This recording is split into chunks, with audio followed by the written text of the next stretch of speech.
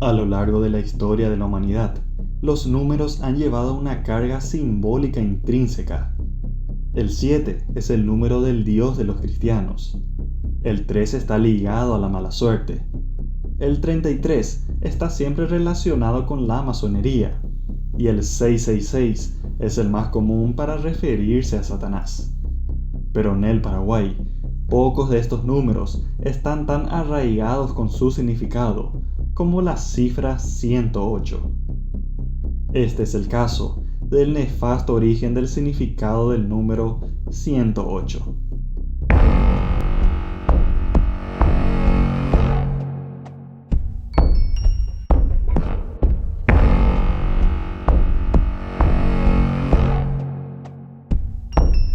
No sé si habrá otro número cuyo significado haya nacido de un hecho criminal. Más de 60 años en su haber, no logra hacer desaparecer el pesar de algunas personas que aún sobreviven después de la persecución que sufrieron y cuyas historias están plasmadas en libros y documentales incluso. A nivel de la cultura popular paraguaya, durante mucho tiempo, una de las maneras más despectivas de calificar a las personas homosexuales era decir a modo de burla que aquel era un 108. En realidad, la frase completa reza 108 y un quemado, haciendo referencia a los 108 hombres injustamente detenidos y a la víctima cuya muerte inició toda esta historia, quien murió quemado en su propia cama. Hace más de 6 décadas, el locutor de radio, Bernardo Aranda, fue asesinado en Asunción, iniciando una de las más terribles represiones contra los homosexuales durante la dictadura stronista. El caso ocurre durante los primeros años de la larga dictadura de Alfredo Stroessner, demostrando ya desde sus inicios cómo se manejaría todo de una manera contraria a lo que dictan los derechos humanos. La sociedad paraguaya, siendo una de las más conservadoras del continente, obligaba a los individuos homosexuales a vivir en la clandestinidad, ya que existía una falta de aceptación tanto social como legal hacia ellos. Durante la época de la dictadura, la represión los obligaba a mantener relaciones en secreto bajo riesgo de expulsión del núcleo familiar, despido del trabajo, o lo peor, ser capturados por las fuerzas de seguridad pública, donde tendrían sus derechos violados en todos los niveles. El punto central de la historia inicia con la muerte de Bernardo Aranda, ocurrido en la noche del 1 de septiembre de 1959, cuando su cuerpo quemado en su cama fue encontrado por la policía, luego de una denuncia recibida, en el edificio ubicado en la intersección de las calles Estados Unidos y Novena Proyectadas, a las 2 de la madrugada. Los datos recabados en las horas anteriores y posteriores a su muerte indican de que Bernardo llegó a su casa pasada las 1 de la madrugada, sobre su motocicleta Harley Davidson, luego de estar con una amiga. Bernardo tenía su habitación al lado del estudio de la radio Comuneros, en donde trabajaba. Aquella madrugada, su amigo y compañero, Armando Almada Roche, lo vio llegar y Bernardo le comentó de que iría con unos amigos al bar Carioca. A las 2 de la madrugada, Lidia Aranda, quien era la propietaria de la vivienda, escuchó una especie de explosión y salió a ver lo que pasaba. Al golpear la puerta de Bernardo, no obtuvo respuestas y eso la preocupó. Lidia corrió hasta la radio a avisar a otro amigo de Bernardo, Juan Bernabé, quien a su vez pidió a Armando Almada de que lo acompañase. Ya frente a la puerta de su habitación, notaron cómo salía humo por debajo de ella y al abrirla, un golpe de fuego casi los tira al suelo. Al entrar, la imagen era horrible. Las paredes, el ropero, los cuadros, el tocadiscos, el ventilador, la cama y el cuerpo de Bernardo Aranda se hallaban totalmente en llamas. Conocido y prestigioso locutor de la radio Comuneros, Aranda tenía 25 años cuando fue asesinado. Bernardo había nacido un 12 de marzo de 1933 en la ciudad de Arroyos y Esteros y era el hijo menor de 7 hermanos, 4 varones y 3 mujeres. Su madre, Catalina Valdés de Aranda, Los crió a todos ya que su padre los abandonó siendo muy pequeños.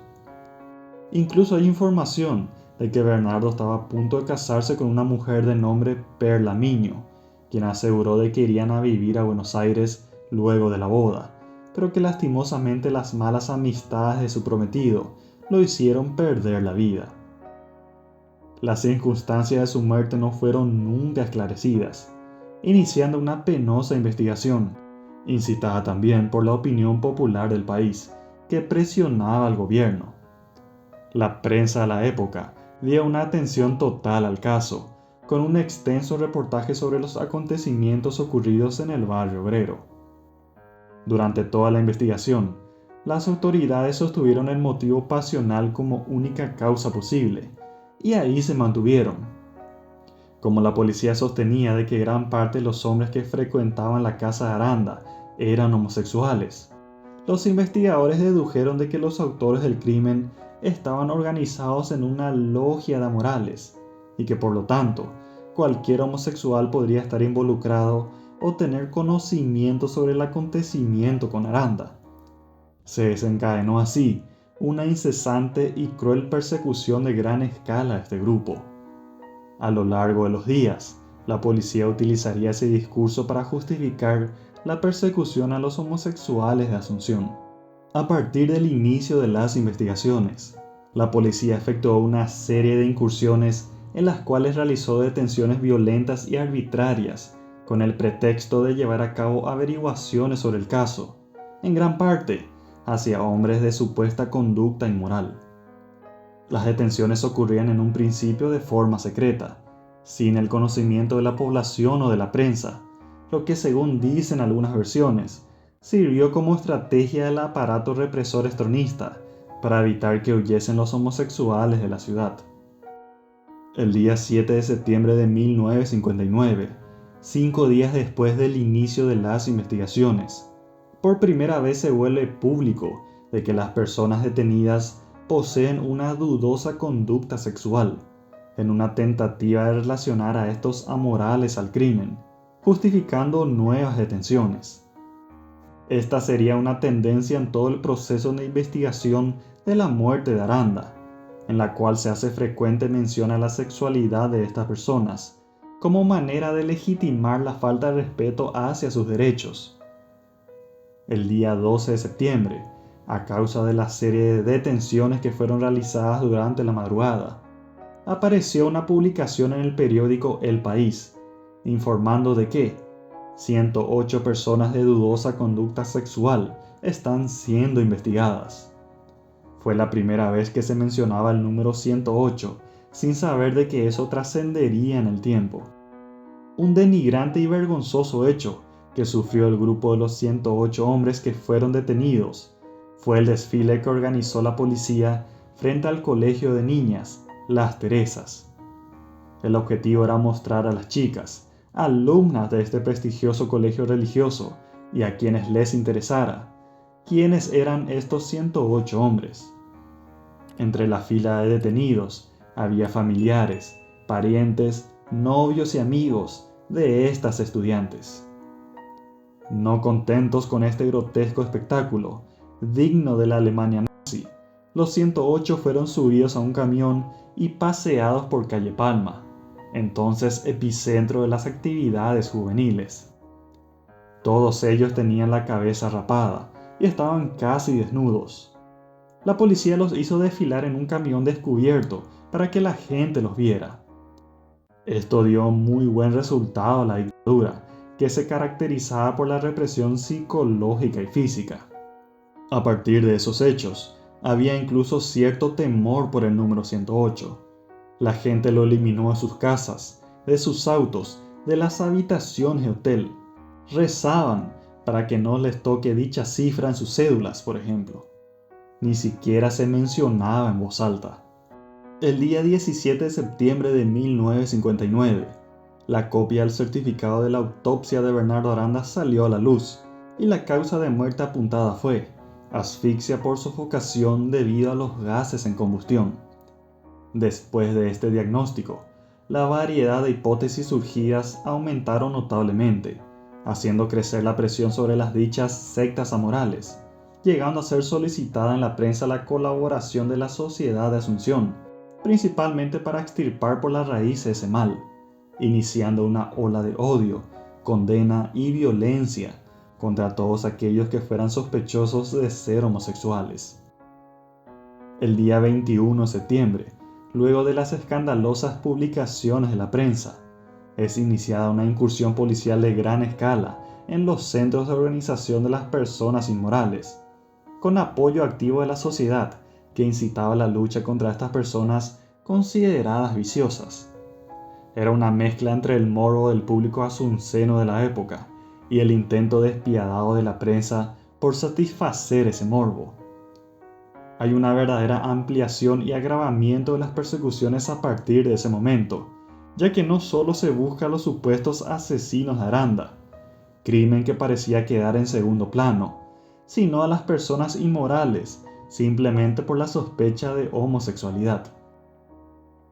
A causa de la constante propaganda reaccionaria, en la noche del 23 de septiembre de 1959, se distribuyeron por los principales puntos de Asunción una serie de volantes cuyo título decía en letras grandes: nómina de 43 personas, todas ellas acusadas de inmorales.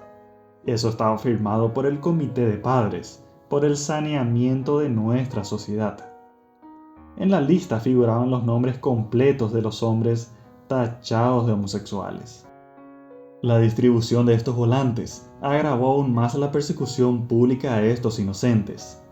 A partir de entonces, la distribución de dichas listas de nombres se hizo común, pasando de mano en mano, con la adición de que eran nombres totalmente ajenos al caso de Aranda. Más allá de la nomenclatura 108, que es la cifra que permaneció en la memoria paraguaya, hubo también otras listas con diferentes números y nombres. No se sabe la fecha exacta de la liberación de esas personas, por falta de registros públicos accesibles. Existen solo testimonios de personas contemporáneas al caso Aranda, que relatan la persecución y el sufrimiento físico y psicológico que sufrieron. Incluso, muchos habrán muerto debido a las torturas o habrán decidido acabar con sus vidas por la presión de la época y por los tormentos sufridos. Hasta hoy, el caso de la muerte de Bernardo Aranda no fue solucionado. Tampoco se ofreció una reparación o reconocimiento a las víctimas de esa persecución. En el año 2010, la cineasta paraguaya Renate Costa estrenó su película documental 108 Cuchillo de Palo, en el cual abordó el caso desde la historia personal de un tío suyo, Rodolfo Costa, quien había aparecido muerto en su casa en el año 2000, desnudo y tendido en el suelo. Hurgando en la historia de su tío, silenciada por su propia familia, la cineasta descubrió que él fue uno de los 108 detenidos y torturados por el crimen de Aranda, y revela las décadas de persecución y discriminación contra las personas con una orientación sexual diferente en el Paraguay. En cuanto al entierro de Bernardo Aranda, se sabe que estuvo lejos de las luces de los medios, fue sencillo y familiar. Fue enterrado en el cementerio del sur, rodeado de sus acongojados hermanos y de su madre. Como dato curioso, cabe destacar el hecho de que el 30 de septiembre de 1959 apareció una carta anónima que iba dirigida a los periodistas que cubrían el crimen, increpándolos acerca de la manera en que lo hacían, principalmente por su lenguaje discriminatorio hacia los homosexuales. El texto se titulaba La Carta de un Amoral, en clara alusión al término utilizado por los periodistas de la época y por la sociedad en su conjunto, al referirse a los homosexuales. Nunca se supo quién mandó la carta. Son pocos los jóvenes en la actualidad que conocen esta historia, ya que el nombramiento de la cifra 108 con fines despectivos está desapareciendo. Este terrible caso de las desenfrenadas persecuciones que siguen siendo recordados hasta hoy, en especial entre las personas mayores, se podría finalizar con la frase de que el instigador fue el gobierno, su arma visible fue la prensa y su cómplice la sociedad entera.